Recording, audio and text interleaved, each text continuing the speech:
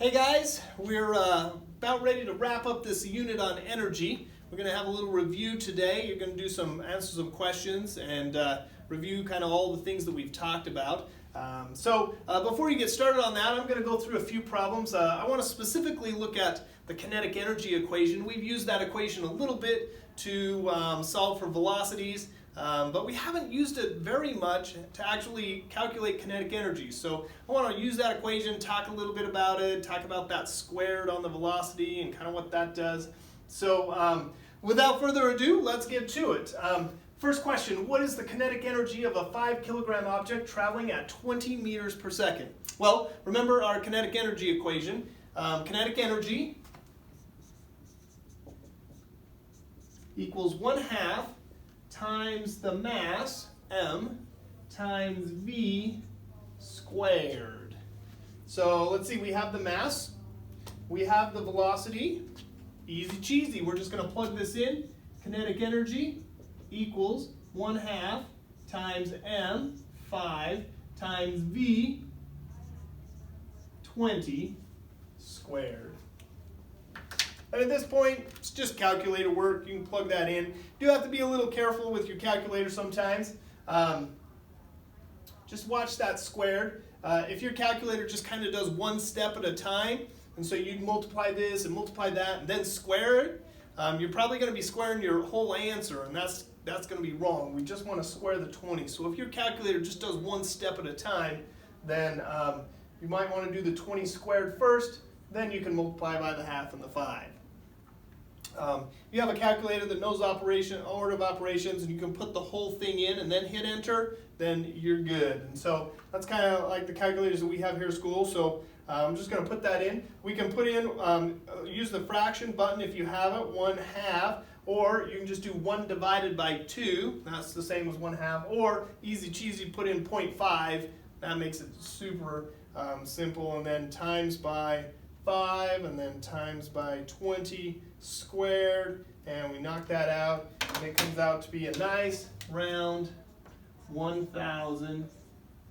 Be sure to use your units always. The units for energy are joules, so we're going to put a J there, go with 1,000 joules. So calculating kinetic energy when you have the mass and the velocity is super easy. You just plug it into the equation, just multiply 3 things, square that last one, and away you go, right?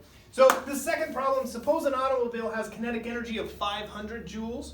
When it moves with 4 times the speed, what will its kinetic energy be?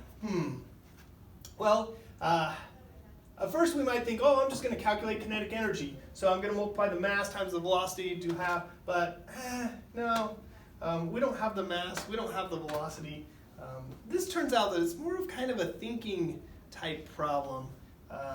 Well, again, what we really want to do is, I know that this has a certain amount of kinetic energy, and then it's going to go faster, and I want to know how the kinetic energy is going to relate to that.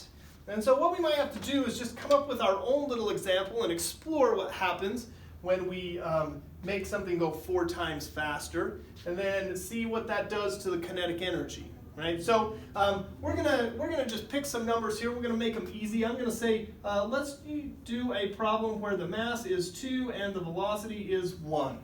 Right? Let's just see what happens, what kinetic energy we get. So kinetic energy equals 1/2 times the mass times the velocity squared. And again, I chose some easy numbers here. 1/2 of 2 is 1. 1 squared is 1. So 1 times 1 is 1. So for my answer here, I end up with a kinetic energy of 1 joule. All right, and then let's try this same object with a mass of 2, but then we want to make the velocity 4 times greater, right? So instead of 1, it's going to be going 4. And let's see what happens to the kinetic energy here.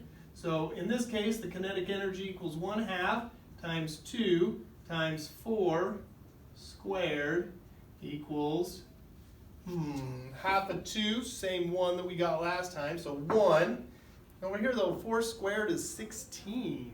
So instead of doing 1 times 1, we're doing 1 times 16. 1 times 16 is 16 joules. And what we notice here is that the kinetic energy is 16 times greater than it was originally, right? So, and this is the key right here, really. Look what happens here. It's the squaring, right? This is just 4 times bigger, but when you square 4, you get something 16 times bigger. 4 times 4, 16. And so, when we make a change like this, 4 times bigger, what we need to do is we need to know that the kinetic energy is going to square that much, right? So if the speed is 4 times greater, 4 squared is 16, the kinetic energy is going to be 16 times greater. If it moves with a speed that's 5 times greater, then 5 squared would be 25. That means its kinetic energy is going to be 25 times greater, right? So what this shows us here is that just how much the velocity affects the kinetic energy, right? If I change this number from 2 to 4, twice as big, then my kinetic energy is just twice as big, right? But if I, again, change the speed, it changes with the square. An interesting thing about that is that works the other way around too. If I have a whole bunch of kinetic energy, my car's cruising down the road and I need to stop it, my stopping distance is going to, if I'm going 4 times faster, my stopping distance is going to be 16 times further than the other guy that I'm going 4 times faster than, right? So it works on both ends. I have a lot of kinetic energy, I have all this speed, but if you have a lot of speed, it takes a long time to stop. And just because you double your speed doesn't mean you're going to double your stopping distance. Remember the square. If you double your speed, you're going to quadruple your stopping distance. It's going to be 4 times as far to stop. So kind of interesting there.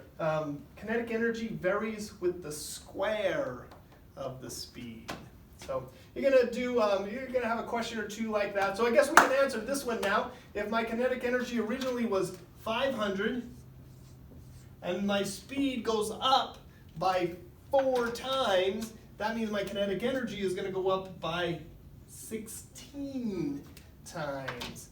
And so this guy, go with a kinetic energy of 500, as he quadruples his speed or goes 4 times faster, his kinetic energy is going to end up being 8,000 joules. Again, we might think that if we go 4 times faster, that our kinetic energy would be 4 times as much. But no, remember the squared. It's how many times the square of that faster. So, anyways, good luck on this review. Again, we're kind of wrapping things up. If you need to look back at other videos or other assignments, do that. And let's see what you can do on this, this review. And then hopefully it goes well and that is helpful.